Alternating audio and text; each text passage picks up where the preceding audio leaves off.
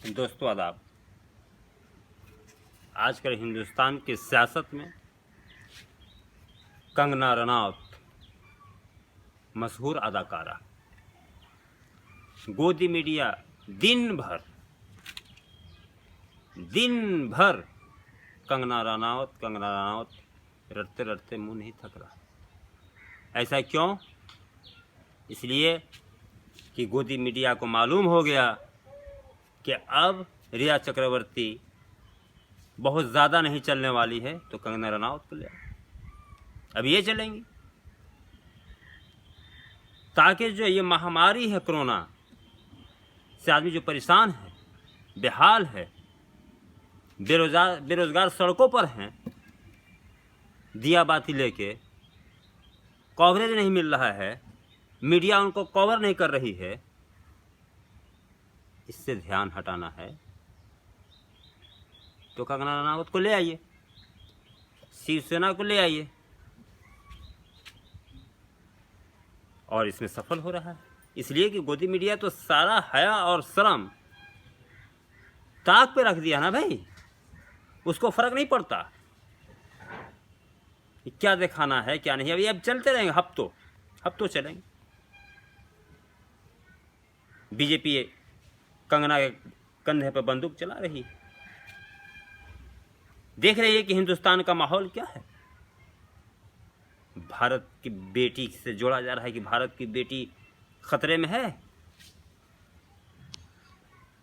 और उनका घर तोड़ दिया गया। अरे भाई, मशहूर अदाकारा है, करोड़ों की मालकिन है, घर टूट गया या कोर्ट देखेगा या कानून के हवाले से देखा जाएगा, गलत है। तो इतना दुख क्या ऐसी बेटियां हैं जिनको एक घर झोपड़ी भी नसीब नहीं है, उनका टूट जाता है, वहां तुम्हारी हया काम नहीं आती, वहां तुम्हारी हया नहीं आती तुम लोगों को। बेशरम,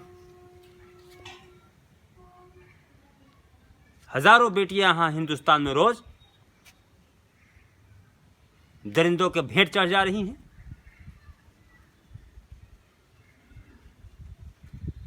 उस वक्त इनको शर्म नहीं आता, वो भारत की बेटी नहीं है। दोस्तों, मैं एक बात आपको बताता हूं, ये बीजेपी की चाल इसलिए है कि कंगना को आगे करके हिंदुस्तान के माहौल देखा जाए, और हो सकता है कि इसको बिहार में जो इलेक्शन है और बीजेपी को डर है कि अगर हमको बिहार की जनता सबक सिखाएगी, ऐसा ना हो कि फिर कंगना रनौत को ले आके प्रचार में उतार दे। बिहार में ये नब्ज टटोल रही है। मैं फिर एक बार कहना चाहता हूं,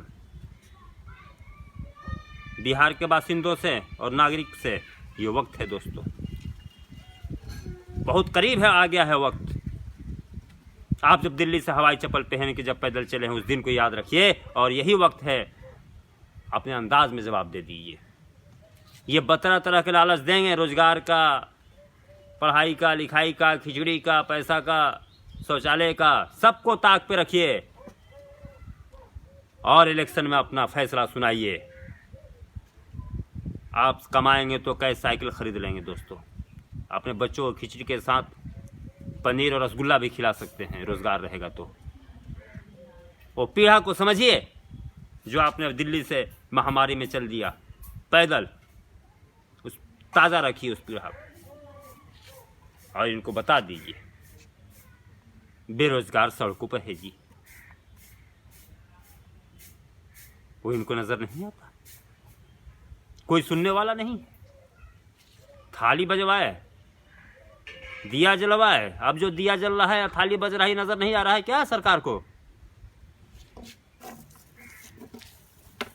बीजेपी की चाल को समझना है दोस्तों। और मैं संजय रावत जी से भी मैं एक बात कहना चाहता हूं, आप इतना दिन बीजेपी में रहे हैं, इनकी चाल को नहीं समझ रहे हैं? कोई गोदी मीडिया पहुंच जाएगा कि बताइए कंगना रनौत के बारे में बोलिए, बोल दिए, उसको पकड़ लिया। कुछ भी इनके दाव को समझिए, इनके आगे प्लानिंग को समझिए, तो चाह रहे हैं कुछ आप बोलिए, और उसको लेके आगे बढ़ गए। इनके पास तो कुछ रोजगार बेरोजगारी है, हिंदुस्तान में चारों तरफ कोई जवाब नहीं है, तो ले आएंगे ना कभी कंगना रनावत जैसे मशहूर अदाकारा। और मैं कंगना से भी मैं कहना चाहता हूँ कि बहुत अच्छी अदाकारा हैं आप, मशहूर अदाकारा हैं, उसी पर ध्यान दीजिए। ये सियासत छोड़िए, भारतीय जनता पार्टी किसी की नहीं है, आज आपके साथ है, कब कल पल्ला झाड़ जिसकी कोई गारंटी नहीं है। हिंदुस्तान की जनता की आवाज़ बनो, बीजेपी की आवाज़ ना बनो। हजारों बेटियां रोज यहाँ खुदकुशी कर रही हैं और बलात्कार हो रहा है, और ऐसे दरिंदा और कितने दरिंदों के शिकार हो रही हैं, उनकी आवाज़ बनो। दोस्तों, आज का अखबार दैनिक जागरण में पढ़ रहा था, पुरुलिया से सांसद महतो जी को पश्चिम बंगाल में ममता बनर्जी किंग जोन उनका बुआ उनको दिखाई दे रही, और हेमंत सोरेन उनकी भतीजा। संसद महोदय,